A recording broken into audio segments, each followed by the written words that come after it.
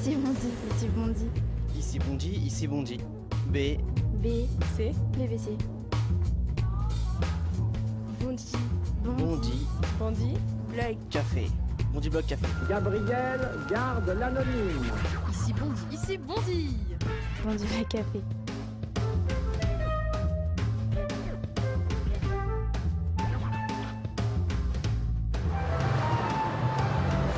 Allez, c'est parti. Bonjour, ça va bien. Monsieur, bonjour. Ça va? Noël Mamère, bonsoir. Bonsoir. Bienvenue à Bondy. Je suis très heureux. Écoutez, on va vous offrir un verre et puis après Avec on ira plaisir. rencontrer les blogueurs. Vous allez vous mettre là, regardez, c'est très précis. D'accord. Voilà, et puis moi, voilà, je vais me mettre là. Ça va bien? Très bien. Alors, qu'est-ce que vous buvez? Je vais boire de l'eau qui pétille. Je vais boire un Perrier. Bonjour. Un Perrier pour Monsieur Mamère et puis un jus d'orange pour moi. Ok. Comment ça va, Noël Mamère? Ça fait un Ça moment va, que je ne vous ai pas ça croisé. va. Je suis content de venir à Bondy. Je ne pense pas que ce soit la première fois, mais il y a très longtemps que je n'ai pas venu. En tout cas, c'est la première fois que je participe à votre émission et j'en suis très honoré. En tout cas, nous, Parce nous que sommes le Bondy très Blog, contents. c'est un grand succès. C'est un grand succès parce que des personnalités viennent répondre à nos questions et c'est une façon en fait de nous faire confiance aussi. C'est pas simple parce qu'en fait on reçoit beaucoup de personnalités de gauche. C'est très Oui. difficile de faire venir des personnalités de droite. Et pourquoi? Je ne sais pas. Est-ce que Parce vous avez vous votre une image, explication? Parce que vous êtes en banlieue et que c'est Je ne sais pas. fréquentable. Vous connaissez mieux que moi la classe politique je française. je pense que la droite, comme beaucoup de Français, a des images toutes faites sur ce que peut être un média issu des banlieues et qu'il se trompe. Et vous, en tant Voilà, qu'ancien il journaliste, devrait savoir que Oui. c'est ici aussi que la France se construit, qu'elle bouge, qu'elle invente. Et donc il ne faut surtout pas rester à l'écart de ça. L'ignorer. cette France, là, comment se porte-t-elle en ce moment, même si vous n'êtes pas vous La France, elle se porte Toubib. très mal. La France, elle est malade. Et on voit bien comment aujourd'hui se développe, comment les gens se parlent mal et comment le racisme ordinaire est devenu une habitude. Il faudrait chercher à savoir d'abord d'où ça vient et comment on en est arrivé là. Et moi, je pense que la droite a une responsabilité très importante. En particulier, nous payons aujourd'hui les effets pervers et les dégâts collatéraux du sarkozysme. Donc ça veut dire pour vous que, en gros, on a ouvert les vannes du racisme en haut Oui. et donc du coup, en bas, maintenant, on commence à avoir Ah oui, des choses- il n'y a pas que la politique. Hein. Hmm. La presse aussi a joué un rôle détestable. Regardez toutes les couvertures des hebdos qui se sont multipliées sur l'islam, sur les étrangers, qui ont entretenu ce climat délétère, ce climat empoisonné, ce climat toxique. Comme le dit très bien d'ailleurs un de mes amis, qui est Zigane, qui s'appelle Alexandre Romanès, le cirque de Zigane, il dit « Le silence des pantoufles amène le bruit des bottes ». Tout ça accumulé, plus le sentiment de déclassement que vivent beaucoup de Français. Mais vous, en tant et que politique, ceux qui sont oui. déclassés, ils ne regardent pas celui d'en haut, ils regardent celui d'à Mais côté. Noël dans Mamère, le dessous. vous êtes politique, donc vous Oui. avez une responsabilité. Vous rencontrez des politiques quotidiennement, vous êtes parlementaire. Oui. Donc là, Mais vous nous moi, faites j'ai un le sentiment- diagnostic, mais... Mais moi, j'ai le sentiment de ne pas avoir versé dans ce travers-là. Oui. Oui, mais vous appartenez d'une certaine manière à une Ah, classe d'accord, politique. oui, alors c'est pas qu'est-ce parce qu'on que fait j'appartiens à la classe politique que pour autant vous allez me comparer. Et j'ai toujours combattu les idées racistes et les discriminations. J'ai même été suspendu de mes fonctions de maire parce qu'en 2004, j'ai osé marier 2 hommes. Donc je n'accepte pas d'être comparé à ces Donc gens-là. vous savez que à chaque fois qu'on a donc l'accord d'un invité, Oui. on propose aux Bondy blogueurs d'avoir une première réaction et Bien notamment de sûr. faire une espèce de revue d'actualité. Et je vais vous proposer, si vous le permettez, de regarder donc cette conférence de rédaction et puis après, je vous ferai réagir et surtout, vous pourrez rencontrer les jeunes pour pouvoir en parler. Regardez, hop, c'est parti. On reçoit Noël Mamère au Bondy Blog Café numéro 2. Quelques mots sur Noël Mamère. Qui veut se lancer en premier? Enfin, il a vraiment beaucoup de caractère. Les gens le jugent plutôt attachant d'ailleurs parce que c'est une des grandes gueules. Et c'est une figure historique des Verts aussi. Il n'a jamais cessé d'être activiste, il n'a jamais cessé d'être actif pour ses causes. Et c'est peut-être un peu pour moi, au cours de l'histoire, l'un des seuls hommes politiques dont je peux nommer les combats et que je peux avoir vu combattre pour ses convictions. On est en ce moment dans un climat où personne n'a envie de s'intéresser à la politique parce que la politique, tout le monde s'en fout, personne n'y croit. Et pour moi, Noël Mamère ou les Verts, c'est des gens qui n'arrivent pas à mettre en forme leur position. On va dans un monde où personne ne se soucie de l'écologie, alors que c'est le premier, franchement, c'est un des premiers soucis de notre planète. Non, mais malheureusement, c'est ton problème, c'est mon problème, que tu le veuilles ou non, ça sera ton problème en fait. Que tu choisis pas que c'est ton problème, l'écologie. Est-ce que vous pensez que vous, votre génération aujourd'hui, êtes soucieux de cette question de l'écologie, ou est-ce que c'est pas un truc de bobo, comme on a pu le dire à un moment donné pour d'autres invités d'ailleurs? Sur l'écologie en soi, je sais pas, j'ai plus l'impression que c'est un combat personnel ou un combat qui reste pas marginal, mais de là à faire à l'institutionnaliser politiquement, rien on voit juste l'échec de la taxe carbone ou ce qui se passe en ce moment. Les gens sont pas encore assez conscients de danger, mais peut-être qu'on les a peut-être pas définis ou pas assez communiqués dessus correctement. Donc non, pour moi c'est pas, je vois plus la politique que l'écologie. Est-ce qu'on peut comparer l'écologie en France et l'écologie en Allemagne, qui est vraiment très imprégnée en Allemagne et qui est un vrai parti fort, alors qu'en France, c'est un parti qui est prisonnier aussi de sa relation avec le Parti socialiste, historiquement. C'est le fait qu'on prend Cécile Duflot dans le gouvernement, mais on la nomme surtout pas à l'écologie, on la nomme au logement. Je veux dire, ça montre à quel point, finalement, là, c'est un jeu d'alliance, de pouvoir. On veut bien s'allier avec les Verts, on leur donne un petit peu, mais pas trop. Moi, je suis pas d'accord quand on parle de Cécile Duflot comme quelqu'un qui fait sa carrière. Moi, je pense plutôt que c'est vraiment ce qui fait la différence entre Noël Mamère et Cécile Duflot, c'est la doctrine encore, c'est le capitalisme vert ce que représente Cécile Duflot et l'écosocialisme que représente Noël Mamère. Et moi je me demande bien pourquoi il ne va pas rejoindre Martine Billard et François Longuerinas qu'ils ont quitté Europe Écologie Les Verts.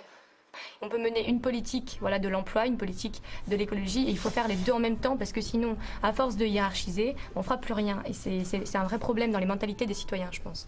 Moi, je pense que si on creuse un peu dans le programme des Verts, il y a aussi des questions de banlieue, il y a aussi des questions de diversité.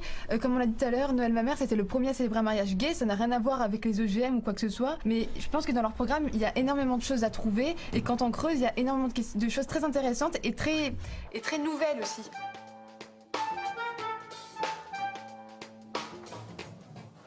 Voilà, Noël Mamère, quelques réactions. Est-ce qu'ils voient juste? Est-ce qu'ils ont un bon diagnostic? Écoutez, ils sont vraiment... C'est très intéressant, ces jeunes, parce que dans leur diversité, ils sont à l'image de la société française et des avis des Français partagés sur l'écologie. Donc il y a tout dedans. Mais vous n'avez pas l'impression, Noël Mamère, que finalement c'est une génération qui pourrait être complètement imprégnée par les thèses, en tous les cas, l'idéologie des Verts, alors que ce n'est pas forcément une jeunesse qui vote pour les Verts. Non, c'est vrai. S'ils ne votent pas écologistes, ça veut dire que nous avons échoué d'une certaine manière dans la façon d'expliquer ce qu'est l'écologie. C'est peut-être le spectacle d'Europe Écologie Les Verts qui n'est pas un bon spectacle. Oui, d'accord, mais il faut savoir le dépasser. L'essentiel, c'est de démontrer que l'écologie, elle est aussi au service de la lutte contre les inégalités. Moi, j'ai dit qu'il y a des gens aujourd'hui dans ce pays qui sont victimes de la double peine. C'est-à-dire que ce sont les victimes d'injustice sociale qui sont souvent les premières victimes d'injustice environnementale. Et que ces injustices se cumulent. Et que l'écologie, c'est la réconciliation entre la justice environnementale et la justice sociale. Et c'est indissociable de la condition sociale, les gens, et même de leur dignité, de leur condition humaine. Donc il ne faut jamais délier le combat de l'écologie de ces questions-là. Alors, la dernière question, et puis on va les rejoindre. Vous avez quitté donc Europe Écologie Les Verts au mois de septembre en disant finalement, nous ne sommes plus une boîte à idées, nous ne sommes plus finalement révolutionnaires. En gros, ce parti est devenu une espèce d'écurie au service peut-être de quelques personnalités. Est-ce que finalement, ce n'est pas aussi l'échec d'une vingtaine d'années de l'écologie politique en France? Oui, ce que vous dites, il y a la réponse dans votre question. Alors moi, je ne crois pas aux échecs ad aeternam. L'écologie a vieilli finalement avec vous en réalité, non? C'est pas ça. C'est-à-dire que maintenant, les passions démocratiques que vous aviez à 20 ans, 25 ans, sont devenues une espèce de conservatisme à votre âge aujourd'hui. Si l'écologie vieillit avec nous, c'est d'abord qu'il faut nous remplacer et trouver le moyen de revitaliser l'écologie avec de nouvelles générations. Ça pose le problème du renouvellement politique et donc de la manière dont on peut favoriser le renouvellement politique. Très bien, je vais justement vous présenter des jeunes qui crèvent d'envie de faire de la politique, mais qui trouvent en règle générale porte close à l'entrée des partis politiques. C'est bête, et la politique, c'est ce qu'il y a de plus noble, c'est ce qu'il faut leur expliquer. Vous terminez votre Perrier et on va rejoindre très vite les 3 blogueurs. Bondi, Blog Café. Bondi Blog Café. Gabriel garde l'anonyme. Ici Bondi. Bondi Blog Café. Bondy Blog Café numéro 2 avec Noël Mamère. Merci beaucoup, monsieur le député de Gironde, d'être venu ici à Bondy. Avant de commencer ce magazine, je vous présente d'abord les 3 Bondy blogueurs. On commence par la jeune fille, Jihad Abdeslam. À côté de Jihad, il y a Jonathan Solier. Bonjour. Et puis Bala Fofana, qui sera donc le 3e Bondy blogueur qui a préparé donc, cette émission. Avant de démarrer, de rentrer donc dans le vif du sujet, je vous propose d'abord votre portrait. Et on a demandé à Sonia Bektou d'en savoir davantage avec 2 de nos interlocuteurs privilégiés. Super, le Bondy Blog Café reçoit Noël Mamère, le rebelle écolo de la banlieue de Bordeaux. Alors Noël le sauvagement, papier d'identité s'il vous plaît.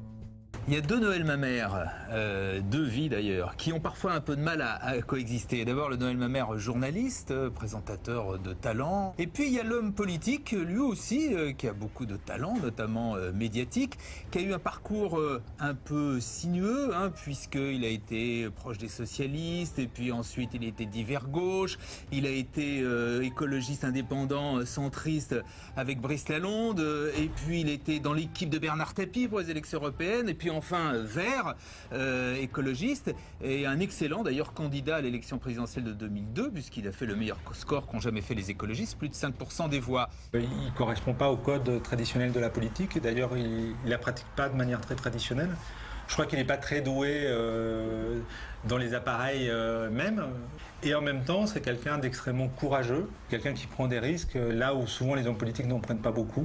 Souvent, il a des propos qui sont très durs, qui sont même parfois un peu excessifs, un peu outranciers, un peu rapides. En 2002, il dit « Ma décision est irrévocable, je ne serai pas le candidat des Verts ». Et puis une semaine après, il est candidat des Verts. Dans son comportement également, il mène des actions qui sont clairement illégales, ce qui pose un problème pour un élu de la République. Il soutient des actions au coup de poing de Greenpeace, et il fauche des OGM avec Beauvais. Il fait un mariage homosexuel alors qu'à cette époque-là, c'était pas encore la loi. Ouah, je suis verte. Son casier, c'est du lourd. Allez Nono, dis-nous franchement, c'est pour ça que t'as raccroché les gants? Sur le non-cumul, il est quand même en incohérence complète avec ce que veulent les Verts, puisqu'il est à la fois député et maire. Et donc voilà, c'était devenu d'ailleurs tellement tenable qu'il a fini par annoncer qu'il quittait les Verts. Avec l'aura qu'il garde toujours auprès à la fois des Français et des écologistes, qu'ils soient sympathisants ou électeurs, se dire qu'au fond on n'a plus rien à faire dans la principale et seule organisation qui représente l'écologie politique en France, c'est une forme d'échec personnel, mais c'est aussi un échec collectif. Cela dit, en partant, il a soulevé un vrai problème. Il a dit des choses qui sont vraies sur les Verts. Quand il a dit c'est un syndicat d'élus, qui ne lance plus aucune idée, où il y a essentiellement des batailles de clans, c'est des vraies questions qui se posent, et je pense que là, il a touché juste quand même. J'ai eu le sentiment qu'il avait, avec la campagne à la présidentielle et le score obtenu, plus de 5, et la célébration du mariage, remplit une sorte de contrat. Cette impression d'être arrivé au bout de ce que la politique peut procurer, en fait. Voilà. Jihad. Bonjour monsieur. Bonjour. Moi je voulais vous revenir un peu sur ce portrait. On a l'impression qu'il y a beaucoup de choses qui s'entrechoquent, qui se contredisent. Vous êtes un peu surdiplômé, un peu touche à tout. Vous avez été journaliste, avocat, chanteur, acteur, etc. Ouais. Je peux vous répondre sur tout ça. On a l'impression qu'en fait, quand vous êtes dans le système et puis que ça vous plaît pas, vous raccrochez. J'ai envie de vous dire, mais est-ce que vous n'êtes pas juste le symbole d'une espèce de fuite en avant et que vous restez pas pour le combat? C'est une très bonne question. Merci. Mais il faut quand même que vous sachiez que dans le portrait qui est fait de moi, qui est relativement juste, par quelques grosses erreurs près, je ne suis pas dans la fuite en avant. Je suis resté journaliste pendant 30 ans, de 69 à 92. Donc on ne peut pas dire que je suis du genre qui se lasse vite de la fonction dans laquelle il se trouve. Mais au bout de 30 ans, j'ai eu le sentiment d'avoir fait le tour de ce que je voulais faire à la télévision et dans mon métier de journaliste.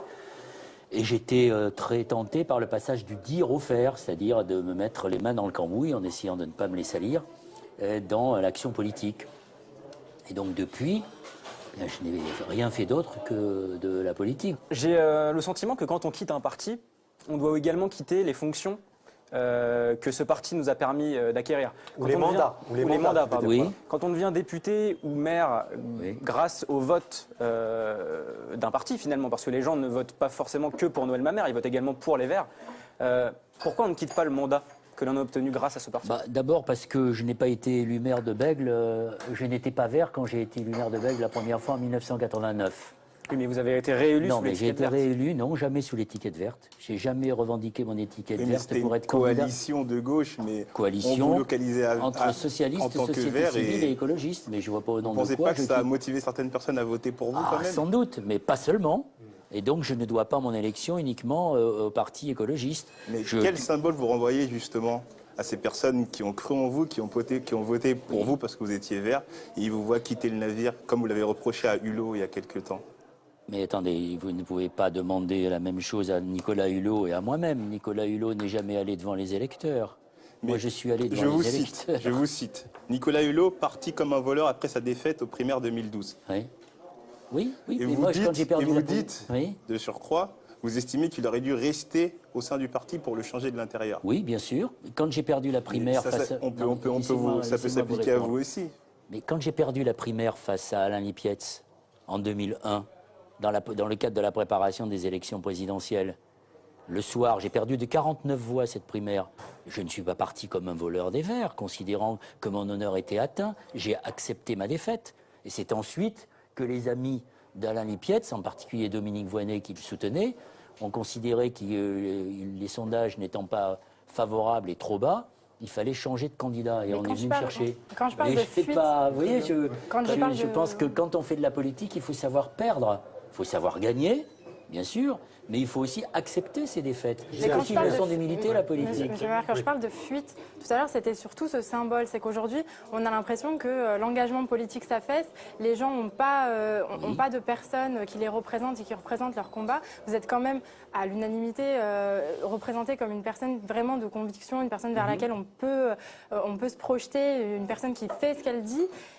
Et vous quittez le navire au lieu de le changer de l'intérieur. C'est ça qu'on vous reproche. C'est ça qu'on ne comprend pas. Au moment où il faut changer les choses de l'intérieur. Vous ne laissez pas tomber vos mandats. Finalement, vous gardez vos mandats. Mais je ne vois pas pourquoi je laisserai. Je vois pas pourquoi c'est un semi-renoncement en fait. Ça n'a rien à voir. Je maintiens et je poursuis dans cette idée selon laquelle je ne dois pas mes mandats à mon parti, je les dois d'abord aux électeurs.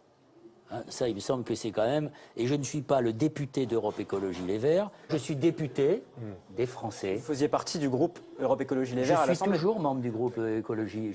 Non, c'est pas un groupe qui s'appelle Europe Écologie Les Verts, c'est un groupe qui s'appelle le groupe Écolo, dans lequel il y a des députés qui n'appartiennent pas à Europe Écologie Les Verts. Donc on peut être dans un groupe à l'Assemblée sans appartenir à c'est un groupe largement majoritaire. Certainement, mais pour Europe Écologie Les Verts. certainement. Mais la question que vous posez, elle est intéressante et elle doit aussi m'interpeller. Est-ce que j'aurais été plus utile en restant à l'intérieur d'Europe Écologie Les Verts que je ne le suis aujourd'hui? Si j'ai quitté Europe Écologie Les Verts, c'est d'abord parce que je ne partage pas la ligne politique de sa direction. Je suis en désaccord avec la méthode de gouvernance interne et que j'ai senti que ça servait à rien de rester à l'intérieur d'Europe Écologie Les Verts. Du coup, est-ce qu'on peut être un électron libre et avoir autant de poids que être dans un parti politique et pouvoir le changer? Ce n'est pas à moi de le dire, ce sera aux électeurs de le dire, ou aux Français de le dire, ou aux médias qui reprendront ou qui ne reprendront pas ce que je dis. Mais c'est vrai que c'est plus difficile en électron libre que de le faire au sein d'un parti. Mais quand vous n'êtes pas d'accord avec la ligne du parti, c'est drôlement difficile à l'intérieur du parti. Noël Mamère, on a demandé justement aux Bondi blogueurs de réagir à cette question. Le PS a-t-il recyclé les Verts? Parce que finalement, ça va assez bien dans cette question. Faut-il être dedans ou dehors? En tous les cas, je vous propose d'abord d'écouter leur réaction et après, on continue sur justement la position aujourd'hui de ce parti dans un gouvernement Parti socialiste. Europe Écologie Les Verts devrait exister de par lui-même et malheureusement, il est obligé de se rallier au PS. Ça leur cause beaucoup de tort parce que du coup, on les reconnaît pas en tant qu'écologistes, mais en même temps, ils en ont besoin parce que sinon, on ne les entend pas. Le parti Europe Écologie Les Verts, qui est représenté au gouvernement par Cécile Duflot, est un parti qui est mou parce qu'il n'a pas de paroles fortes quand le Parti socialiste dérape. Europe Écologie Les Verts a vendu son âme dans la mesure où là, Cécile Duflot, depuis le début du quinquennat de François Hollande, elle a été inexistante, et je pèse pas mes mots quand je dis ça, et j'en suis sûr qu'au prochain remaniement, elle va être éjectée. Non seulement ils ont vendu leur âme, mais en plus, je ne sais pas s'ils en sont conscients ou pas, ils sont clairement instrumentalisés pour être des cautions de gauche. Bala. Monsieur Mamère, est-ce que vous n'avez pas l'impression que François Hollande a tué les Verts comme François Mitterrand a tué les communistes nationalement en 1980? C'est pas les mêmes enjeux. Mais le Parti ce qui va se communiste passer, pesait 25% à l'époque où François Mitterrand... mais les Verts avaient le vent en Parti poupe à l'époque où vous avez passé un accord Oui. avec le PS. En 2009, par exemple. En 2009, nous avons fait un score à peu près équivalent à celui du Parti socialiste aux élections européennes. 17% à peu près, c'est Oui. ça. Voilà. On a Est-ce que ensuite François initié Hollande le Grenelle y a de l'environnement parce que justement c'était... Si j'étais mauvaise langue, je vous dirais que les écologistes n'ont pas besoin de François Hollande pour tuer l'écologie. Mais ça, c'est un bon mot. Facile, d'un journaliste à un autre journaliste. Finalement, Monsieur Mamère, vous nous dites tout à l'heure, on peut être écologiste sans être chez les Verts. Donc le parti des Verts Oui, ne sert plus à rien. Finalement, l'écologie n'est plus enclavée dans un parti. Elle peut être apartite, elle peut être dans tous les partis, et le parti n'a plus lieu d'être. Vous pouvez dire ça, mais je pense qu'on a besoin de la forme parti pour formaliser politiquement les idées qu'on propose à la société, pour essayer de les transformer dans ce qu'on appelle des politiques publiques. Je pense qu'on a un peu du mal à comprendre, c'est que d'un côté, vous dites qu'il faut de toute façon avoir un parti puissant pour exposer des idées et avoir une vue sur la scène médiatique et un effet sur la population, mais en même temps, vous quittez ce parti. Donc, qu'est-ce qui va se passer? En fait, vous allez en recréer un. Il faut avoir je des ne recréerai pas de représentants au parti. C'est très gouvernement. difficile de créer un parti. C'est ce que j'ai fait avec Convergence Donc, en fait, Écologie on suit Solidarité. l'écologie petit à petit jusqu'à ce qu'elle n'ait plus de place sur On la n'arrive scène pas à vous médiatique. situer, en fait. On Le n'arrive problème, pas à il est là, savoir Noël ce qui se Mamère. passe. Je suis écologiste, donc j'ai quitté ce parti parce que je suis... c'est comme l'a très bien dit Sergio Coronado dans le portrait qui a été fait de moi, c'est aussi un échec de quitter un parti. Ça veut dire qu'il y a une limite que l'on a atteint.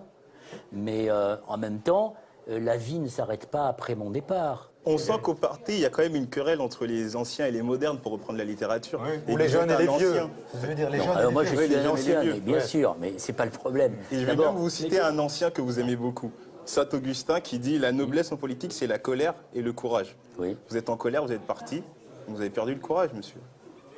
Ça, vous pouvez Je sais l'admettre. pas si j'ai perdu. Non, je n'admets pas ce que vous dites. D'abord, je vous remercie d'avoir repris cette phrase de Saint-Augustin que je cite souvent dans mes écrits. Mais que vous n'appliquez pas en réel. Et pourquoi je manque de courage? Est-ce que je manque de courage quand j'arrache un pied d'OGM? Est-ce que je manque de courage quand je m'arrive dans ce mot? Justement, vous êtes un homme de conviction et mais je peux exercer ma colère tout le temps. Pour être courageux, il n'y a pas besoin d'être dans un parti. Non, mais là, vous quittez le parti, vous le regardez en tant que spectateur aigri. Non, je ne suis pas aigri du qui tout. déverse sa colère sans vouloir le réformer, alors que vous dites qu'on a besoin d'un parti fort. On n'arrive plus à vous situer, Et aujourd'hui, monsieur l'écologie Mamère. politique, est-ce On est que en c'est train de vous juste arracher perdre. des OGM ou est-ce que c'est créer une vraie voie à laquelle les citoyens pourraient s'identifier et qui a du poids politiquement? Enfin, c'est quoi l'écologie politique aujourd'hui? Ça va être quoi demain? L'écologie politique, c'est contribuer à la transformation de la société. C'est ce que je disais tout à l'heure dans nos propos de comptoir, qui n'étaient peut-être que des propos de comptoir. Et je pense que la mission de l'écologie et son rôle, c'est de concilier la justice environnementale et la justice sociale. Et c'est de montrer que l'écologie, c'est pas simplement la protection des oiseaux et de savoir s'il faut plus d'arbres sur les trottoirs de Bondy, mais c'est de changer la vie des gens, de l'améliorer. Donc l'écologie, c'est pas le supplément d'âme que l'on a, que l'on demande à une société qui est déjà riche. La France est le 5e pays le plus riche du monde. Permettez-moi de terminer. C'est un outil de lutte contre les inégalités, contre toutes les inégalités. Finalement, on parle aujourd'hui d'Europe Écologie Les Verts uniquement pour ces guerres de clans, pour ces problèmes d'ego, pour vous qui partez du parti, pour Cécile Duflot qui est en train d'accaparer complètement le parti, c'est vous qui le dites. Et la firme. Pourquoi on ne parle plus des vrais combats d'Europe Écologie Les Verts finalement? Et même votre voix, on ne l'entend plus sur certains combats. C'est justement la raison pour laquelle j'ai quitté ce parti. Je regrette effectivement qu'Europe Écologie Les Verts, aujourd'hui, ne soit qu'une machine à produire des élus dans les municipalités, dans les régions et accessoirement à l'Assemblée nationale et au Sénat, mais que ce soit plus une machine à produire des idées, à provoquer du débat, à provoquer de la confrontation. Excusez-moi de me faire un peu Là-dessus, vous avez l'avocat tout du à fait diable, raison. Vas-y, Gilles. C'est que aujourd'hui, vous dites Europe Écologie Les Verts ne sont plus c'est plus une boîte à idées, c'est une boîte à élus. Mais est-ce que c'est pas nécessaire aujourd'hui d'être une boîte à élus pour pouvoir avoir justement ces élus-là qui ont des postes clés dans les hautes administrations pour faire appliquer ces idées que vous avez déjà eues dans le passé? Pourquoi est-ce qu'on veut toujours avoir des idées et jamais les faire appliquer? Ça sert à rien. Mais vous avez tout à fait raison, mais je n'ai jamais dit qu'il ne fallait pas être dans les institutions. Mais ce que je constate, comme vous, sans doute, c'est que jamais les écologistes n'ont été aussi présents dans les institutions, à tous les étages de la démocratie, du plus bas, la commune, jusqu'au plus haut, le gouvernement. Et jamais l'écologie n'a été autant considérée comme une punition collective. Vous ne pensez pas qu'il y a un problème quelque part? Nous sommes dans un système où nous sommes, ça a été dit d'ailleurs depuis le début de l'émission, où nous sommes dans la main du Parti socialiste. Nous sommes dépendants de lui si nous voulons avoir des députés. Il faut sortir de ça, et pour sortir de ça, il faut appliquer la proportionnelle comme ça a été signé dans l'accord Ça voudrait dire qu'on RPS pourrait aussi avoir de un 2011. groupe Front National aussi. Mais écoutez, le Front National, il est là. Donc moi, je ne suis pas de ceux qui, comme Jean-Luc Mélenchon, disent qu'il faut interdire le Front National parce que ça ne signifie rien. Si le Front National prospère, c'est parce qu'il y a eu des complaisances, des silences coupables, des braconniers sur les terres du Front National, venant principalement de droite, mais aussi un ministre de l'Intérieur de gauche qui est capable, dans une insoutenable légèreté, de vous expliquer que lorsqu'on est Rome, parce qu'on est né Rome, on n'est pas intégrable. Tout ça, ça contribue à un effet délétère, plus le sentiment de déclassement. Ici, j'ai en face de moi 3 jeunes gens, 3 jeunes Français, de couleurs de peau différentes, qui représentent la diversité de ce pays, ce que j'appelle la Marianne métissée. Ils sont bardés de diplômes. Ils ont beaucoup de difficultés à trouver du travail. Est-ce que c'est normal? La réponse, c'est non. Donc quand vous ajoutez tous ces ingrédients de ce racisme ordinaire, de cette parole, de ces digues qui sont tombées. Alors, Noël Mamère, on va justement aborder la question du racisme. Vous savez, depuis maintenant quelques semaines, on parle de l'explosion du racisme en France. En tout cas, est-ce que les Français sont plus racistes qu'il y a quelques années? En tous les cas, des unes de journaux posent ce type de questions. Je vous propose d'abord d'écouter la réaction de quelques Bondi blogueurs et puis on abordera, si tu le permets, Jonathan, cette question du racisme. On le ressent quand on cherche du travail, dans l'attitude des gens, tout ça. Et c'est peut-être la crise qui a libéré un peu les gens parce qu'ils sont plus sur les nerfs, donc du coup, ils vont se lâcher plus facilement. Pour moi, les vrais responsables, c'est pas les médias. Les médias, c'est une caisse de résonance, ils relaient seulement. C'est le racisme politique qui s'est vraiment décomplexé. Mais là, on voit qu'on peut traiter le ministre ou quelqu'un d'autre de guenon ou de sale noir, ou de sale arabe, et ça passe... crème quand personne ne réagit, on attend une semaine pour réagir. Là, il y a une limite qu'on a dépassée. Le racisme est interdit, c'est un délit. Et dès qu'on... Là, il y a une infraction à la loi, je suis désolé. C'est de la discrimination pure et dure. Et ça pue, la République, là, aujourd'hui, elle pue. Jihad. Alors, monsieur Mamère, aujourd'hui, voilà, pour la 3e fois de la semaine, on m'a encore dit que j'étais une sale chinoise qui travaillait trop. Enfin, voilà. Qu'est-ce que je fais? Vers quelles institutions je me tourne et quels droits j'ai? Il y a la HALDE qui normalement doit vous aider à cela. Mais... Il n'existe plus.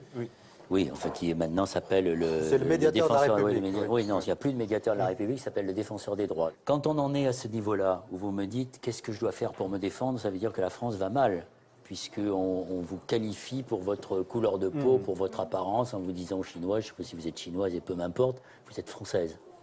Et c'est ça le vrai problème, c'est qu'aujourd'hui, on est dans des situations où...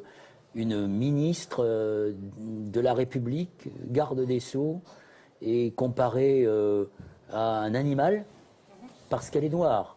Si cet enfant a dit ça, c'est qu'il l'a entendu à table avec ses parents. C'est qu'il y a même des élus qui l'ont dit avant et qui l'ont comparé. De cette parole, de ce qu'on appelle en termes pédants le racialisme. Oui, mais du coup, moi j'ai envie de vous poser une question. Enfin, vraiment, comment ça se passe dans votre ville à Bègles? Enfin, qu'est-ce qui se passe s'il y a des gens qui sont victimes de racisme? Est-ce qu'ils savent vers quel... Est-ce que vous communiquez autour de ces Bien sûr que je communique. Je peux même vous dire que j'ai...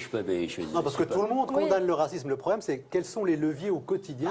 Les leviers au quotidien, ils sont de se battre contre ceux qui commettent des actes de racisme. Moi, j'ai recruté un jeune homme qui travaille maintenant depuis longtemps comme médiateur dans ma ville de Bègles, que j'ai connu, c'était un sportif de haut niveau, qui avait eu un accident, donc qui travaillait dans une entreprise, et il n'en pouvait plus. Il était victime de racisme. Mais il faut le prouver. Noël Mamère, regardez, Christiane Taubira, on sait tout ce qui s'est passé autour donc, de la ministre, de la garde des Sceaux. Pourquoi, selon vous, elle ne porte pas plainte, par exemple, contre Minute? Je pense qu'elle a raison de ne pas le faire parce que c'est cautionner encore un journal qui est habitué à ce type d'attaque. Mais quand on a raison de ne pas le faire, ça veut dire que elle a raison de ne pas le faire parce que c'est pas pareil. Bien sûr que quand on se fait taper dessus, on cautionne. Non, on n'entend pas l'autre joue. On n'applique pas les évangiles. En tant que citoyen, quand on est ministre de la République et garde des Sceaux, je pense qu'on peut répondre autrement qu'en allant traîner Minute devant la justice. Mais monsieur Mamère, par exemple, là la société elle est clairement en burn-out.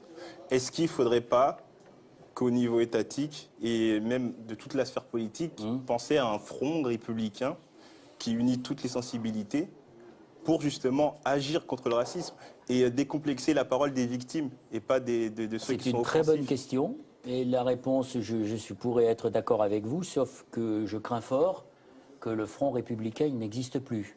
On a l'impression que certains politiques s'en fichent complètement que Mme Taubira se fasse traiter de singe. Je pense même que certains sont contents de l'entendre. Je trouve ça incroyable. Et même pourquoi les médias cautionnent ça? Est-ce qu'on n'a pas perdu en fait écoutez, contre la lutte vous qui avez été journaliste, vous adressez à un ancien journaliste et j'ai été interrogé depuis quelques semaines, souvent sur ce sujet du racisme, en disant qu'il y avait une responsabilité majeure des 5 années de sarkozysme on pourrait dresser l'inventaire à l'après-vert de tout ce qui a été dit, à commencer par le ministère de l'identité nationale, ou le discours de Grenoble, ou le discours de Dakar sur l'homme noir qui n'est pas entré dans l'histoire, ou les blagues graveleuses de M. Hortefeux, ou les civilisations, ou le pain au chocolat de M. Copé, enfin bon, on peut en citer comme ça, ou les mêmes valeurs que le Front National, etc. Mais la presse a joué un rôle néfaste. Pas simplement les médias, pas simplement les télés, mais les magazines. Oui, les hebdos je parlais de qui la font des couvertures en permanence sur l'islam, et qui entretiennent cet esprit empoisonné, cet esprit délétère. Quand vous ajoutez à cela les réseaux sociaux, où l'on peut dire tout et n'importe quoi, sans être sanctionné en fait, il s'y dit des choses absolument effroyables. Et moi ce que je constate, c'est que avec tout ce qu'on entend, la manif pour tous, qui a été un élément déclencheur qui a fini de faire tomber les digues, je me dis qu'avec tout ce qu'on a entendu, mais dans les années 80, on serait descendu dans la rue, oui, on serait descendu dans la rue pour manifester. Alors que s'est-il passé aujourd'hui, on est entre-temps en pleine léthargie. Oui. Je n'oublie pas que la France est le pays qui est le premier consommateur de psychotropes au monde. Oui, mais Noël Mamère, est-ce qu'au fond, c'est pas parce qu'aujourd'hui, c'est la gauche qui est au pouvoir et que si la gauche était peut-être dans l'opposition, elle manifesterait? C'est une analyse qui a sa pertinence, mais ce n'est pas la seule explication. Je pense que l'explication de fond, la vraie explication, c'est ce qu'on pourrait qualifier, ce qu'on pourrait appeler l'impensée politique de la gauche. C'est-à-dire que la gauche a été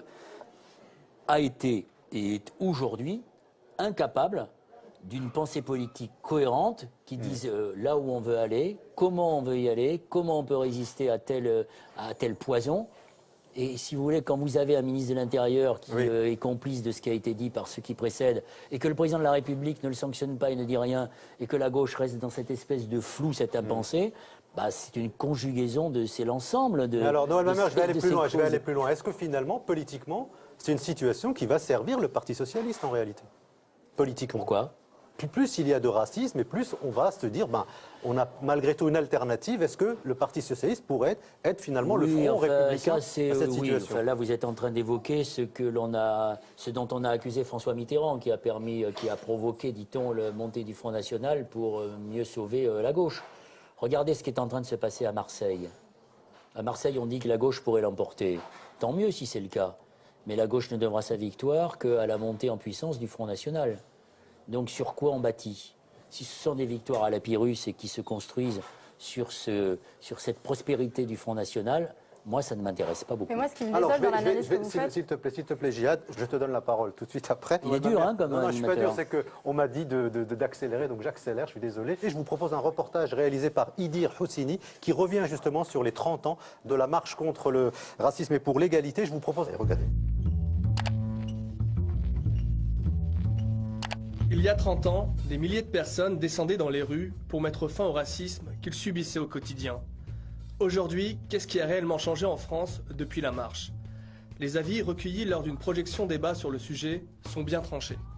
Déjà, nous, on n'a pas vécu la marche, c'est-à-dire qu'on est né milieu des années 80. Du coup, c'est super cool qu'il y ait les commémorations. Et après, rien n'a changé, quoi. Les discriminations, c'est toujours les mêmes. Il n'y a pas de travail.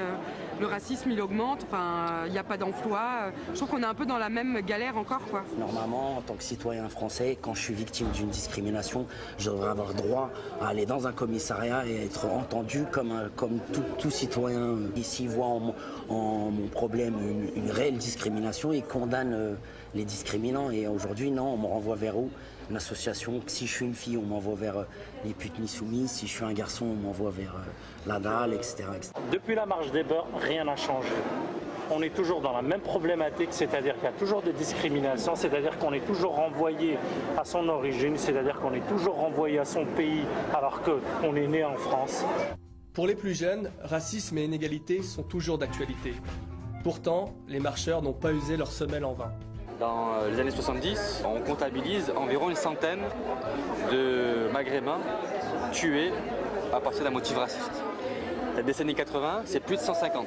on observe une décrue, donc une diminution du nombre de crimes racistes et d'agressions racistes à partir du milieu des années 90. Par contre, ce qui est de nouveau, c'est l'islamophobie. Parce que l'islamophobie, là, c'est une nouvelle forme de racisme qui est plus culturel et qui est fondé sur le critère religieux, et qui renvoie à un discours disqualifiant, stigmatisant les musulmans, et une augmentation des crimes et des agressions à l'encontre des musulmans.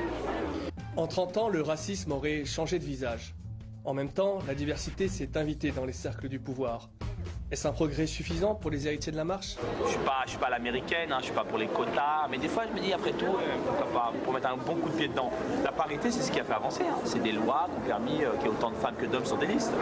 On voit plus de personnes issues de la diversité ou d'immigration à la télé ou en politique, etc. Mais moi, ce que je dis, c'est que ça m'intéresse pas si les gens, tu vois, de la base, ils sont toujours dans la même galère. 1983-2013, une génération est passée.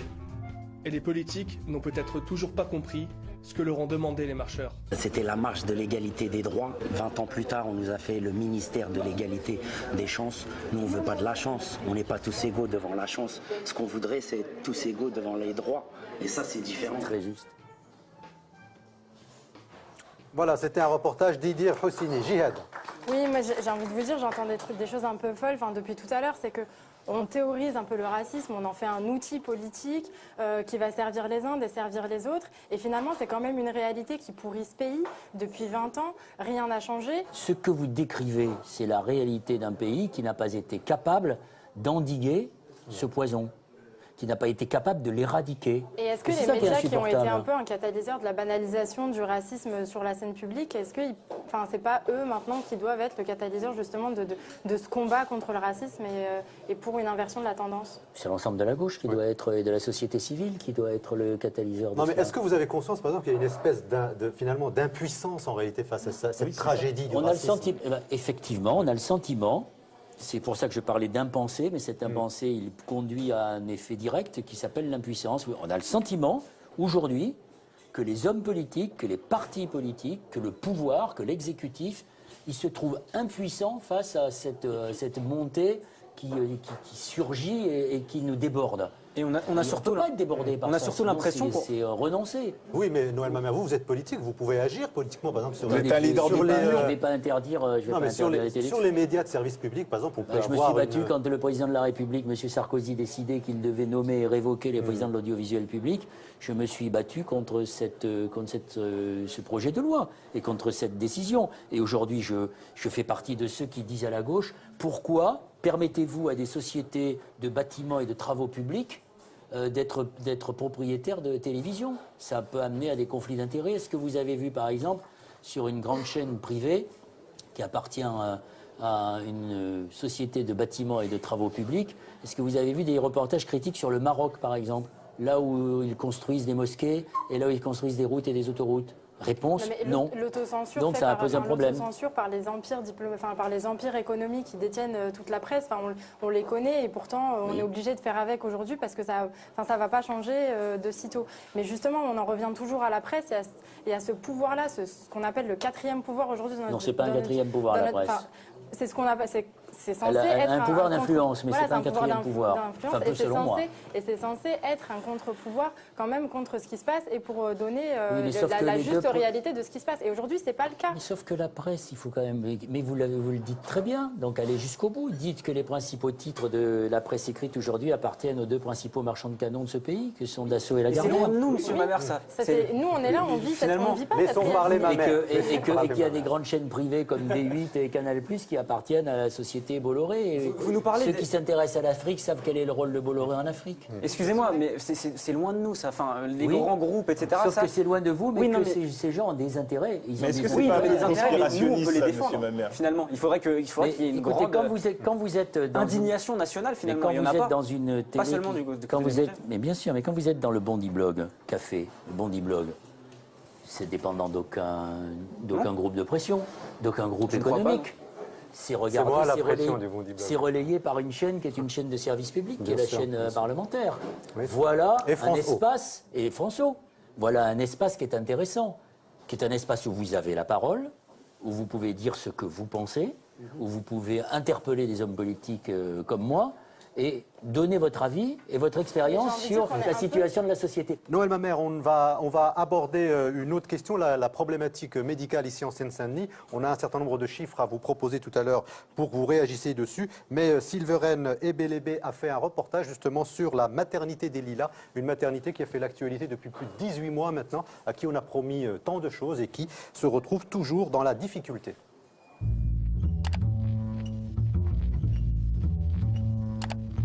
Nous voici devant la maternité des Lilas, dans le 93, dans le projet de reconstruction stagne depuis 2009. Délabrée et trop étroite pour accueillir le personnel et les patients dans de bonnes conditions, la lutte pour sauver la maternité des Lilas continue. C'est un hôpital qui, dans son éthique, dans sa philosophie, dans son projet médical, va proposer d'accompagner les couples, les femmes, sur le chemin de la parentalité, dans les choix d'avoir ou de ne pas avoir un enfant. On savait que c'était un lieu où les mamans étaient écoutées, accompagnées et où la médicalisation n'était pas trop forte. Enfin, quand on est sorti avec le bébé, on s'est vraiment senti inquiet comme pour un premier enfant, mais bien accompagné. Voilà. Moi, j'ai choisi de travailler ici et de rester ici 38 ans parce qu'on a une façon de travailler quand même un petit peu spéciale, très à l'écoute des mamans, très à l'écoute des papas aussi. Beaucoup de temps, on a beaucoup de temps auprès des patientes, beaucoup de temps pour l'allaitement, beaucoup de temps pour le nursing, beaucoup de temps pour leur apprendre tout ce qu'elles ont à savoir avant de sortir en fait. Et cette maternité existe depuis 1964, c'est l'année de sa création.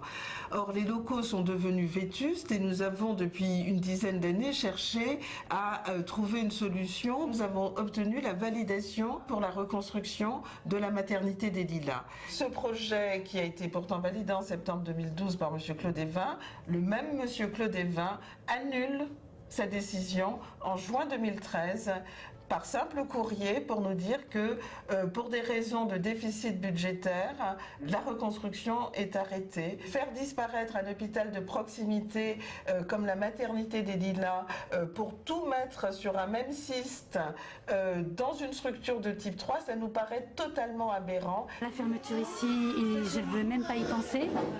Et le déménagement à Montreuil, encore moins. La maternité des Lilas, elle est née aux Lilas il y a 50 ans maintenant. Et qu'il n'y a pas de raison qu'on aille ailleurs. Je trouve que c'est vraiment dommage de priver les familles d'un lieu d'une qualité aussi rare. C'est un lieu rare.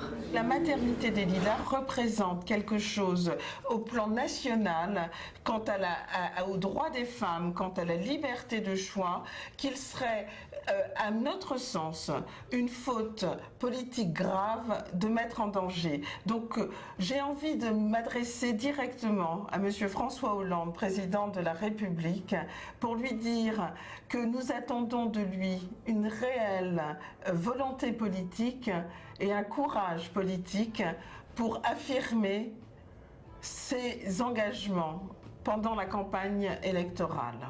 En Seine-Saint-Denis, département où les naissances ont augmenté de 13% en 10 ans, où le taux de mortalité est supérieur au taux national, le gouvernement trahit le projet de reconstruction d'une maternité emblématique, la maternité des Lilas. Voilà, c'était donc un reportage réalisé par Silveren Ebelebe. Jonathan. Alors Noël Mamère, moi je suis né à la maternité des Lilas, donc ça ne m'étonne pas. Ce reportage me fait quelque chose. Ma mère, la mienne, pas vous. Ma mère, il fait le coup depuis que je suis tout petit. Ma mère y est allée pour beaucoup perturbé d'ailleurs. Excusez-moi. Ma mère y est allée pour tout ce qu'on connaît autour de cette maternité, de la qualité d'accueil, etc.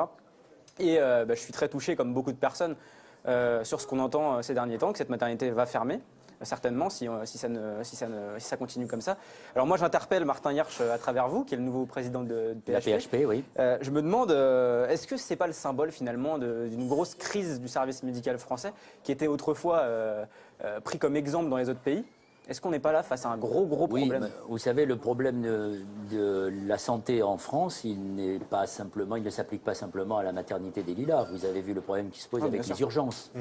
Donc effectivement, c'est le combat que nous sommes un certain nombre à mener, du front de gauche en passant par les écologistes et une partie des socialistes, sur la défense du service public. Et donc dire que la rigueur ou l'austérité ne peuvent pas conduire à l'affaiblissement de services publics. Aujourd'hui, pour parler vraiment de la Seine-Saint-Denis, donc juste pour donner quelques chiffres, c'est le département qui a la plus forte croissance en France. La population elle a dépassé le 1 500 000 personnes. Et concernant certaines données ou certaines statistiques quant à l'accès aux soins, la Seine-Saint-Denis a les mêmes statistiques que certains pays en voie de développement. Oui. C'est grave. Et on a à peu près un peu plus de 3 000 médecins pour 1 500 000 personnes. Est-ce que l'écologie a réfléchi à ça Oui.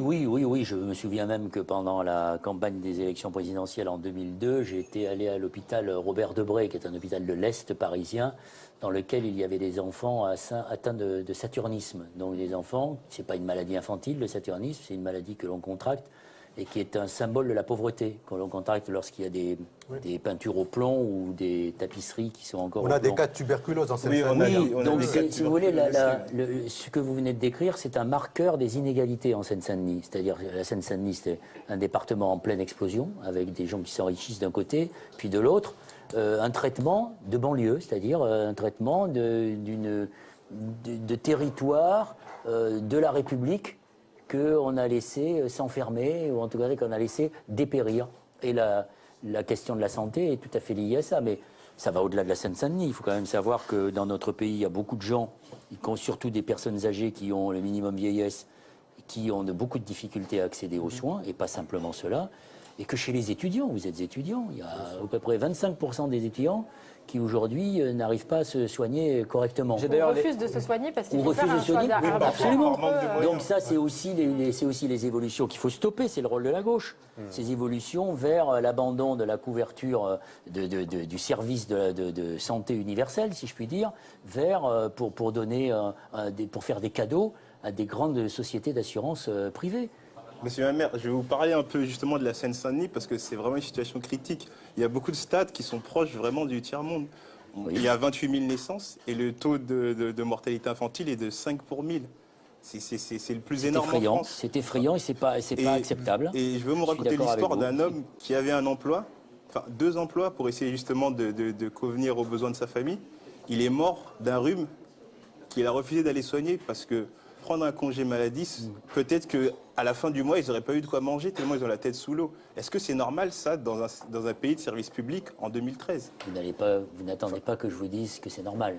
Vous avez d'un côté les grandes banlieues comme la Seine-Saint-Denis qui sont très peuplées avec ce que vous dites, mais vous allez de l'autre côté dans les secteurs ruraux ou néo-ruraux, où les gens sont encore plus isolés et où la misère est encore plus grande. Souvenez-vous de ce rapport qui avait été rédigé par M. Delevoye quand il était médiateur de la République et qui expliquait qu'il y avait près de 15 millions de Français qui vivaient tout près du seuil de pauvreté, que dans ces familles, on se demandait comment on pouvait finir le mois à 40 € près. C'est la situation que vous venez de décrire de ce monsieur qui est évidemment inacceptable et injurieuse pour un pays comme le nôtre, qui est le 5e pays le plus riche du monde. Quand vous savez qu'il y a une évasion fiscale qui s'évalue en centaines de milliards d'euros et qu'il y a des gens en Seine-Saint-Denis, entre 60 et 80 milliards. Voilà, oui, pour une partie de l'évasion fiscale. Et qu'il y a celle que l'on connaît. Et qu'il y a des gens qui meurent d'un rhume parce qu'ils ne veulent pas les soigner, parce qu'ils ont peur dans leur boulot. C'est aussi lié à la question de la précarité de l'emploi, à la question de la flexibilité et de la manière dont on exploite les gens. Alors, on va prendre des questions du public. Mehdi est là. Donc la politique, c'est une bataille de mots, Noël Mamère. J'ai entendu dernièrement Rastaquaire de la bouche de Jean-Luc Mélenchon. Est-ce que pour nous, vous pouvez faire plus fort ?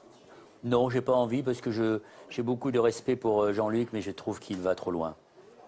C'est pas l'invective qui fait progresser les choses. D'ailleurs, on a pu constater que quand le Front de gauche se présente contre le Front National, malheureusement, c'est le Front National qui arrive devant. Alors, deuxième question, Badrou. Une question, Noël Mamère. Moi, j'aimerais vous parler de la crise du pouvoir d'achat et j'ai même une image pour vous. J'aimerais vous parler de tous ces enfants qui doivent se dire « Elle ne pourra pas m'offrir de cadeaux pour Noël, ma mère ». Vadrou,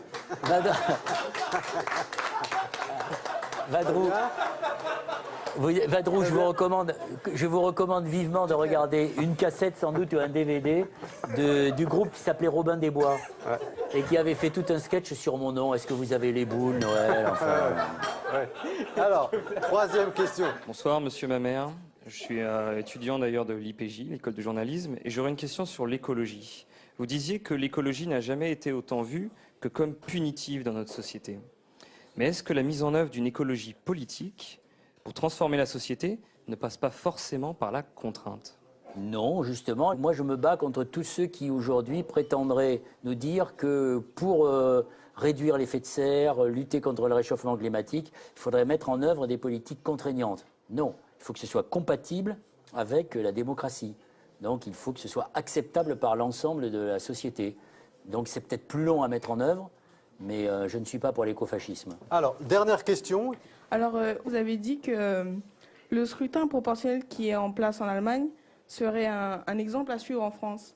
Mais en même temps, il donnerait aussi l'accession au pouvoir à des partis extrémistes. Alors, ne représenterait-il pas plutôt un risque dans lequel la France ne devrait pas tomber? Je pense qu'il y a moins de risques à ce que les représentants du Front National soient à l'Assemblée nationale plutôt que dans la rue. Le pays est ainsi fait que le Front National prospère. Donc on ne va pas supprimer les Français qui votent pour le Front National. En Allemagne, il y avait un parti qui était l'équivalent du Front National. Il n'y a plus de Front National et il n'y a plus de parti d'extrême droite présent dans les institutions allemandes, alors que la proportionnelle y est appliquée de manière massive. Donc c'est à la société d'éradiquer le Front National.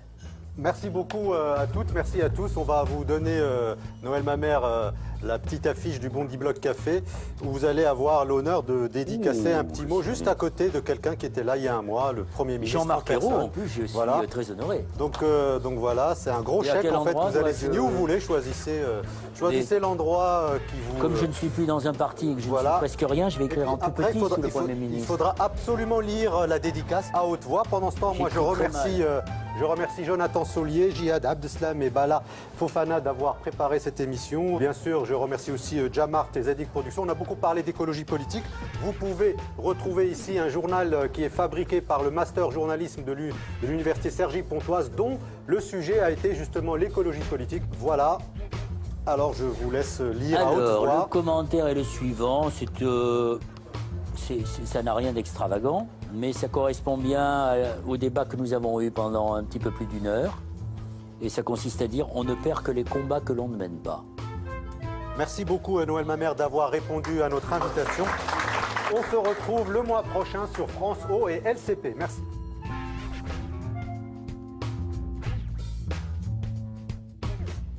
Cette émission, elle était spéciale. C'est que dès la séquence du bar, on s'est dit « Waouh, il est fort quand même ». Enfin, ça va être du challenge. C'est un fin communicant, mais je trouve qu'on n'a pas démérité. On a su le titiller sur ses incohérences, notamment sur le fait qu'il soit parti des Verts. Il a su des fois aussi se servir de l'image qu'on renvoie pour nous victimiser alors qu'on est en position de journaliste et non de chômeur. Enfin, il est vraiment très rusé. Après, c'est vrai qu'on pourra toujours nous reprocher de nous être fait un peu balader par sa communication, mais ça, on débute, donc on ne peut pas non plus être parfait.